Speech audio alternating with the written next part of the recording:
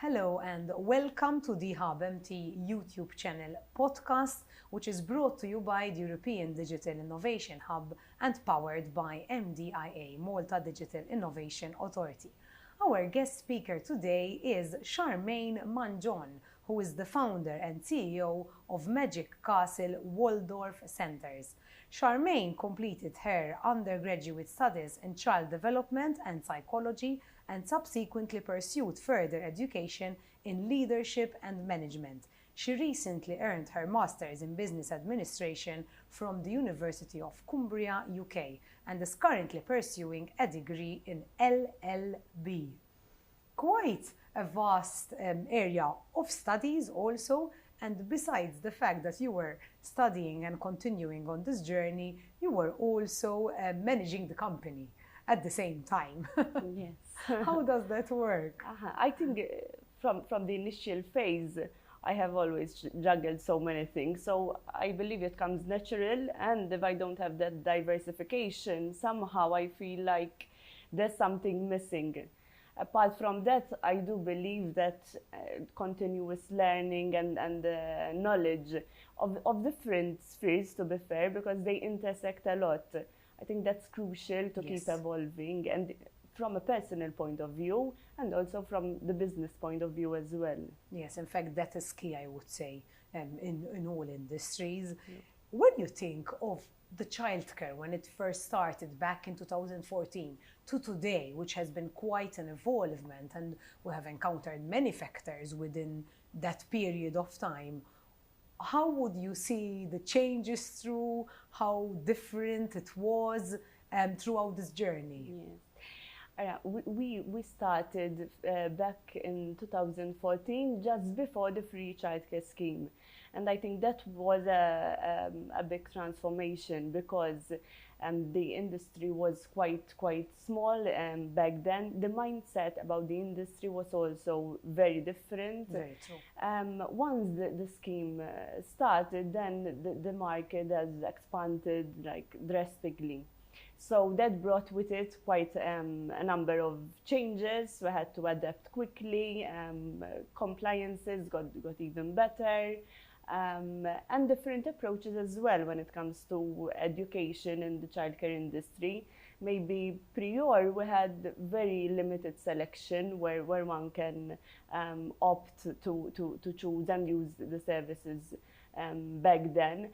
So the different kind of approaches also helps the parents to choose the right approach or the right childcare center for their own mindset, their own lifestyle, and even their own children. So yes, that was, I believe, the biggest transformation we have experienced. Then the second would be, of course, COVID. So yes, that also brought, I believe, also a positive change, because it helped the businesses to reform themselves, to be fair, especially when it comes to the use of technology, especially in service provisions, because it's very straightforward to include technologies in different sectors. But when it comes to sectors where you need the human resource, then sometimes it becomes a bit indirect. So I believe those two pillars were a bit life-changing to the nature of our sector.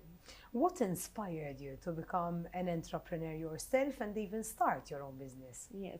So I always had a passion for child development and child psychology. I kicked off my career as an educator in early years, and I always liked to do things my way.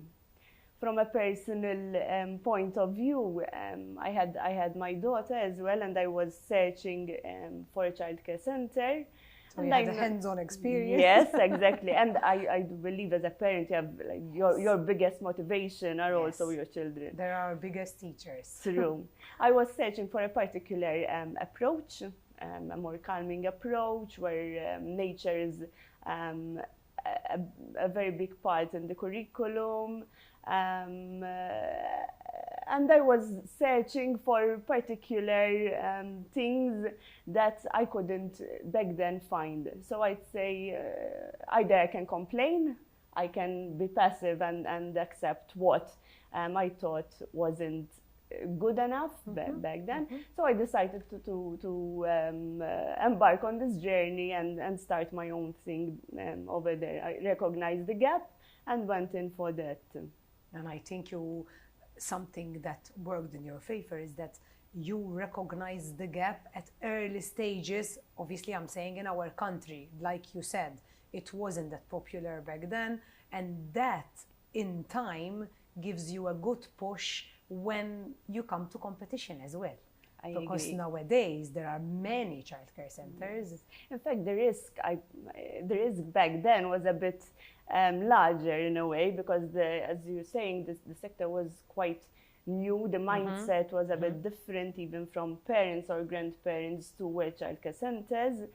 So yes, it was a risk, but also an asset. The timing, I do believe it was riskier, but also then it gave us a step further. A calculated risk, we would say. Exactly. Can you share some of the key challenges that you faced as a business founder, and also how you managed to overcome them? Yes, being a service provision, I think the biggest challenge is human resource, especially since we operate with an approach which isn't even taught directly here in Malta. So retraining educators who come already qualified and with certain knowledge, we have to add on that knowledge. So human resource was or still is our biggest challenge. We try and have a very positive and healthy workforce. We have an open door policy, so staff members can come and they have all the support they need, because I do believe stability and a positive and professional approach is what shapes then the service that we provide. We can invest in the most beautiful premises, but then if the service is limited, then it would be quite a pity, I must admit. So yes, you have a certain set of policies and procedures to ensure that everyone abides with the same structure, and that eye to detail, which helps then give that add-on to the services you're providing. And this is very sensitive here. We're talking on parents who are trusting you with their children before the education system. So before they go to the school, compulsory they go to school. Before that, very early stages, you have parents, you are a parent yourself, so obviously you can understand this, who are trusting you with their own children. So I think the area and the industry itself, it's very challenging and also sensitive when it comes to this. So I believe obviously that's very crucial when you think of this through your day-to-day. In today's rapid changing business landscape, what strategies do you believe are crucial for entrepreneurials to success? We started with the main one. I do believe that one needs to continue learning and developing, because I think change is constant. So adapting to even communication with parents. Back then when we started, we used to have this report book where we used to use paper, and now we have evolved to a digital system where parents can have these live updates, they can track children's development, you can track the progress from the first development or observation done to the second.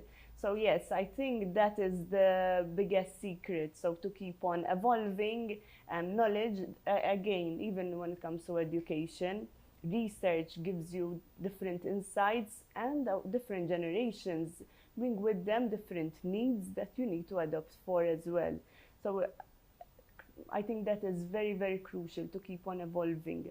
And another thing I must also admit is that you have to experience each and every role in your company, so you can be much more empathic, know what to expect from your staff members, and know where to lead as well. Experiencing each and every role firsthand, I think it makes all the difference to have a raw leadership when it comes to that as well.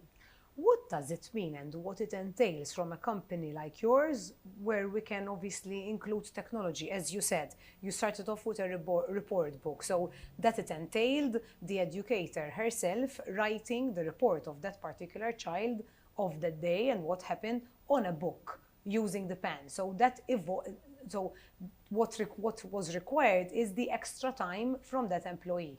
Now it's on a digital basis. And obviously, it's much more convenient and comfortable from someone receiving the information. But I would like to look at your end, from someone giving and providing that information. What does it entail from a technology point of view, from a company infrastructure point of view? Yes, I mean, it's a big change. First and foremost is preparing staff members, and you have different personalities, different age groups. So I think that before any infrastructure, your human resource need to be guided and well trained. Because not everyone reacts the same way when it comes to change. Some might go for it very motivated and excited, others might panic a lot. So yes, you need to adapt to the different personalities. You need to stagger the transition, start with those that are mostly positive and excited, so they can then guide the others. Because if you start from someone who is afraid of the change and might have a bit of negative impact on the rest then. So starting from the positive, excited approach, so they can, of course, then transmit that to the others. Then, of course, you need to have the appropriate resources, because you need to facilitate the day of your educators as well in this sense. So having the appropriate resources, the right amount, ensuring that the system that you're using is quite user-friendly, and that's very important as well, and that it is consistent. So if we use a specific method, we stick to that as much as possible. So even if you have new staff members then to train, the approach is constant. Okay. That helped us a lot. And then from the other end, you have the client's point of view. So even when we started to transition, everything was new for them as well. So again, I think the secret here was that you have a system which is user-friendly and simplistic to use as well. And we started as well, like even the whole system we had, rather than we started using it all at once, we staggered it until everyone got used to the first part, the second, and then everything becomes easier. And at the end of the day, the staff members, then even those who might have been afraid of the change, they reflect back and see how much this makes their day-to-day even simpler, to be fair. So yeah. Well, I mean, as humans, we all resist change, but then we know it's the only way forward. How important is innovation and adaptability, as we're discussing, for entrepreneurs in ensuring long-term sustainability even for their businesses? Yes, I think it speaks by itself, because like when you can offer, in this case, live updates to the parents through an app, for instance, when back then they had to wait to pick up the report book when they pick their child. So by the end of the day, it gives you a competitive edge as well. Right. And that competitive edge, by time, becomes the norm. So that is why then you need another competitive edge. Exactly, yes. So that is why it's important to keep evolving, as you become stuck and become a bit irrelevant as well during that kind of era or particular instance. Could you provide us with some insights into your vision for the future of your business and the industry it operates in, as we're discussing? You always have to be on the lookout for something new. What's going to keep me in the game? What's going to be my motivator? What's going to happen in the future? Yeah. What would you say are the key factors in this industry? Yeah. I think evaluation and receiving feedback, research as well. So even internal surveys, for instance, or monthly evaluations from your team, and feedback you receive from your clients. So I think those needs to be taken into account and see what's next. In our case as well, when we're doing the observations from children and gain what their biggest interest is, also drives us and lead us to the next path as well. So I think if I had to sum it up in one word, would be evaluation. So you evaluate what is coming, what you're receiving and what you're putting out there, and see where the balance is, and see how, if there's a gap, how to address that eventually as well, with more knowledge and more research as well. So sometimes I do believe that in order for a business or for a startup to become a success, you have two different pillars. One is offering a solution. So clients are coming to you with a problem and they need a solution for it, and the other is giving them something that they didn't even think about. There is a need for that. So we have to balance that innovation, but also, of course, giving the solution in the best manner possible. You're sharing quite a lot with us, and I do appreciate you on that. One maybe final and concluding advice from you to all aspiring entrepreneurs looking to take their first steps into the world of business ownership and also startups. You were there once in that shoe, so I'm sure you can give this advice in your best way. Yes, I think consistency is key. So we start up with a lot of motivation, with a lot of energy, but the journey is not a constant one. You will find struggles, you will feel tired, you will have doubts, but I think if you really have a vision and you believe in it, I think consistency is key. Lately, we are constantly surrounded with buzzwords like motivation, and you are not motivated daily. Of course, you need to have the passion for it, but motivation does not come from an outer perspective. So even when you're feeling, in all sectors, even in sports, so if you're not feeling motivated, then consistency is the key there. So yes, I do believe that if you believe in something, one should be stubborn about it and not give up on so many challenges that one might encounter. You believe you pursued what you dreamed of? Yes, I do, because mostly what gives us satisfaction is either the client's positive feedback or seeing children transform and progress so much from day one until what we call the graduation day. So yeah, that gives us a lot of motivation, both to me and the rest of the team. I think it's beautiful also to see in your industry and obviously where you work. I believe that children teach us a lot through their innocence, through the way they're learning. You're starting, I always look at a child as starting from a blank canvas. So you're starting literally from scratch and you see them exploring and developing in front of your eyes. And I think that's the beauty of it. Sometimes in life, unfortunately, we think we can stop learning or stop being exciting or stop dreaming. And children teach you all this, that you can dream, that you can explore, that you can develop. And there is no stopping in any point in life, as you mentioned. It's a lifelong learning, you continue pursuing this, and sometimes we put a limitation to ourselves as we grow up as adults, unfortunately enough, and we shouldn't. So children teach us a lot when it comes to that. So we have to remember that we continue to be children throughout the rest of our lives, because it's all about exploring. True.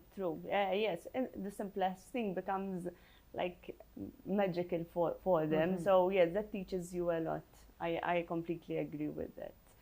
Thank you for being with us. That was Charmaine Mangion, who is the founder and CEO of Magic Castle Waldorf Centers. And thank you for watching this The Hub MT YouTube channel podcast, which is brought to you by the European Digital Innovation Hub and powered by MDIA, the Malta Digital Innovation Authority.